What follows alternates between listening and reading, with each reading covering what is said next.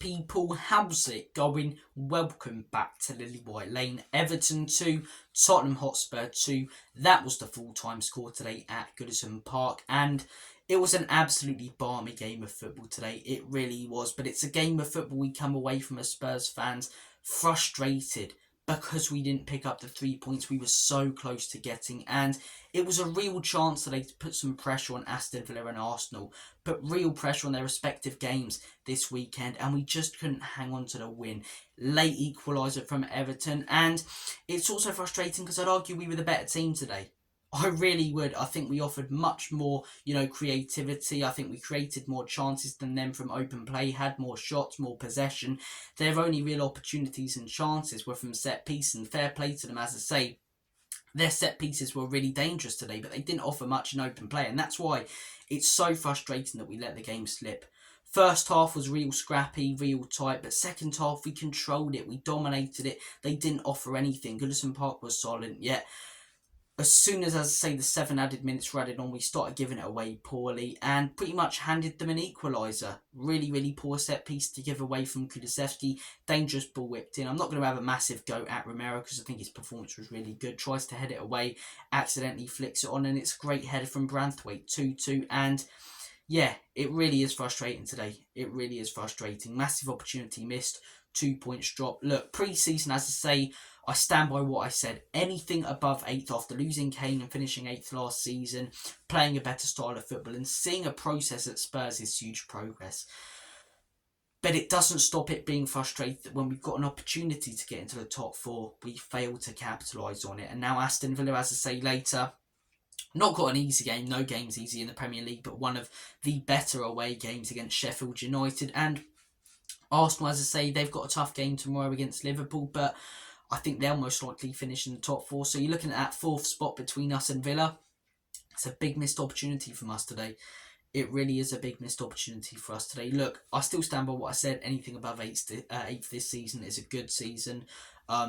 Europa League's a great season, and Champions League's an incredible season. But now that there was the chance to get into the top 4, the fact that we failed to do so, it's frustrating. Early on in the game, we started like house on fire. We really did. Richarlison smashes it and rifles it into the back of the onion bag 3 minutes in. That guy's on some form at the minute. And first 10 minutes, we were brilliant, creating chance after chance. But we just, as I say, started to fall off a bit there. And it reminded me of our last few games where we have great spells at the beginning of the first half and the beginning of the second. But apart from that, we're not very good and we weren't brilliant for the rest of the first half. Everton were probably the more aggressive team, maybe the better team, but didn't create too much. And then they score their goal by surrounding Vicario. Look, everyone's going to have a different opinion on this situation. I think the Manchester City game, it was a foul on Vicario. Today, I don't think it was a foul on Vicario. But literally 5 minutes earlier, when Everton whipped in across from a corner, a foul was given when Harrison backed onto him just like he did for the goal. So where's the consistency with this? Where's the consistency? You look back to that Liverpool versus Manchester City game when the foul was given on Alisson.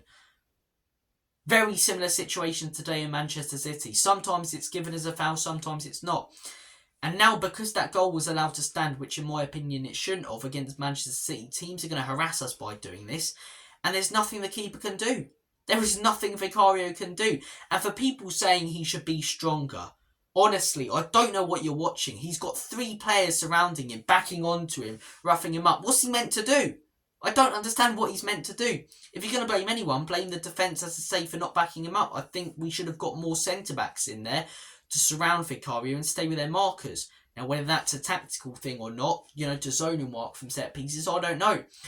But if you're marking Harrison, stay with him. Don't, because he goes right in front of the keeper, just let him stay there. And that's what leads to their first goal. But straight after that, about 10 minutes after, we respond brilliantly. Richarlison with an absolutely superb strike. As I say, we'll get more onto individual performances in the player ratings, but he was fantastic today. A great strike there. We head in at half-time, not luckily as such, but, glad to be 2-1 up. Second half dominated the game. Could have won the game about 3 or 4-1. You had that Maddison chance where he just missed the header after Richarlison had the shot. The Werner chance. And we just didn't finish our dinner. Goodison Park was silent. We controlled possession, controlled the game. Ange made some great subs at the beginning of the second half. But then his subs at the end of the game, I didn't quite understand. Why are we changing the formation that's allowed us to control the game for the entirety of the second half? Don't get me wrong, I love Ange Postecoglou. I have to state this every time because it feels like you can't criticise Ange in this fan base. So I love Ange Postecoglou. He's a great manager. He's doing an incredible job at Tottenham. But I'm not going to hold back, and I'm not going to, not give my thoughts and opinions on him just because I might get slated by the Australians who will tell me what Ange Postecoglou has been doing since he was 5 years old, and that Ange is, at that age playing with toys, and they know so much about him. I'm not going to hold back on my thoughts and opinions on him. And today, I thought his subs after half time were brilliant. To bring on Papi Matasar allowed us to control the game more, and Kulusevski brought some strength in. But to bring Dragusin on, change the formation to 3 at the back, and if he didn't change the formation, to put a centre-back in the midfield, and then to change up the midfield, as I say, by bringing on Skip, who's not that great of a player. I don't understand those 2 subs. Bryan Hill either. I don't understand that substitution. I thought, Timo Werner contributing well to play. You're going to want a physical player there at the end to sort of hang on, put in tackles. Bryan Hill's not that. I didn't understand those subs. The subs earlier in the first half, brilliant for Ange. The subs at the end of the second half, I don't think they cost us, but they played a part in why we didn't win the game today and weren't able to hang on. They did, in my opinion, but the game did end 2-2. Let's get on to the player ratings because there were some really good individual performances. Vicario, I'm going to give him a 7. I think anyone who's saying the keeper should be stronger, as I say, I don't understand it. The centre-back should help him out there. He's got 3 players surrounding him, even if he's a keeper. I'm not sure what much more he's meant to do. That save at the end of the first half was absolutely spectacular from that set piece. As I say, where he gets down to it and somehow, flings his right leg out, to clear it away. That was mustard. And I think it was a solid performance today from Vicario. Not a lot he could have done about the goal. I don't think there were any real mistakes with that goal, but yeah, decent performance today from Vicario. The set piece thing, that's not something he needs to work on. That's something we need to work on in the training ground because a lot of teams are going to try to do that now. Moving on to the back line. Destiny Udogie, I'm going to give an 8. I thought he was really solid today. Udogie going forward, he was so strong. A very, very solid performance. Defensively solid as well. You look at both goals from set piece. Not his fault by any means, really. I don't think you can blame anyone, really, for the 2 goals. I thought it was a solid performance today from Destiny Udogie. Mickey van den Ven, I'm going to give a 9. Yes, I get that we conceded 2 goals, but 2 goals from set pieces where he wasn't remotely involved and he did everything right. Every time Everton tried to get forward, his tackling was superb. His defending today was excellent. And although the game was 2-2, genuinely, I saw some of the best defending I've seen from both teams. And centre-backs like Tarkowski, Branthwaite, Mickey van den Ven, Romero. I know I'm not doing Everton player ratings, but I'm going to give all 4 of those players a 9. I thought defensively they were brilliant. Nothing Romero could have really done about that set piece, as I say. And yeah, I think all 4 of them were just so good today. They really were. Mickey van den Ven, probably the better of the 2 for us and the best centre-back on the pitch. But yeah, 9 for Mickey for me. And I know that's a high rating, but I say 10 out of 10, as I say, is just one of your best career performances. 9 out of 10 is did everything he was meant to do right and better. And for me, he did that today. For me, he warrants a 9. Same with Christian Romero, 9, really, really solid. Moving on to the right back, Pedro Porro. I'm going to give Pedro Porro a 7 today. I thought defensively lost it a couple of times, moved forward quite well though. Solid performance from Porro, not much else to say on that. Rodrigo Bentancur, I'm going to give a 6. I like Bentancur as much as the next man, but I'm not going to beat around the bush. He's been an absolute pile of pygmy hippo shit the last few games. He's not been good enough. Really sloppy. Great against Manchester United. Not good enough the last few games. And it makes you question, is that, just a bad patch? Or is it more so that he can't fit into the Ange system as well as he, could the Conte system? Because that was the system he was brought into playing and was at his best in.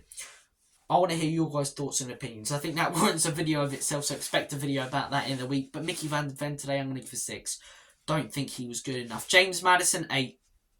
Really solid. That assist for the second goal, I don't think you'll see a better, couple yard pass this weekend. It was absolutely brilliant. Looked dangerous all game. Maybe could have got his head on that and, made it 3-1. But I thought he was really, really good today, James Maddison. I'm going to give James Maddison an 8. Pierre Mohibi a 6. I still don't think we should have subbed him off at the end, changing the formation, but he wasn't brilliant today, Højbjerg. He wasn't brilliant. I think he's a quicker, more fast player than Skip, contributes to play more, but he's also so prone to just smashing the ball forward like some absolute moron. Honestly, like he forgets how to play football, just sees a ball and his Viking mind just comes on and he just clears it away. He's prone to making a mistake, made a few today. He's made a few in the last few games. Not a great day from Piron Højbjerg. I'm gonna bring him down to a 5. I think he was worse than Bentancur, to be honest with you guys. Richarlison, 9 out of 10. Did everything right today. When he got the ball, held it up brilliantly, laid it off, especially in that second half. Both of his goals were absolutely brilliant. That's 10 goals, as I say. And I don't think it's just a good run of form now. I don't think it's just, a purple patch. I think now he's consistently putting in good performance after good performance after good performance. This is the level we can expect from Richarlison. And I made a video in the week, the Richarlison resurgence. I truly believe it's on. And he was brilliant today. He really was. Brennan Johnson, I'm going to give Johnson a 5. Thought he could have got himself much more involved. He had one good run down the wing, but not great today. Werner, 6. I thought both wingers, as they didn't get enough service from the midfield, which didn't tick until we brought on Sarr really in that first half. But I think they both could have done much more when they were on the ball. 6 for Werner, 5 for Johnson. Substitution-wise, Skip, didn't see that much of him. Probably a 6. Draggers in.